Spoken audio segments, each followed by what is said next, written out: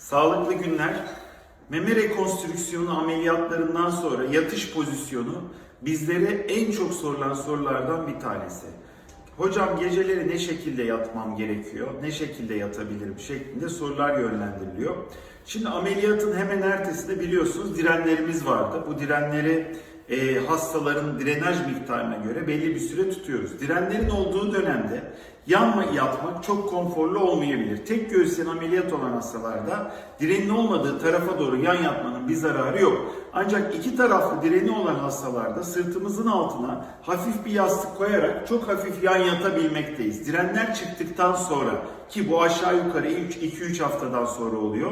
Hastalarımızın yan yatmasında hiçbir mahsur yok. Biz yan yatmaya müsaade veriyoruz. Yüzüstü yatmaya müsaade vermiyoruz. Yüzüstü yatmaya da 2 aydan sonra müsaade vermekteyiz.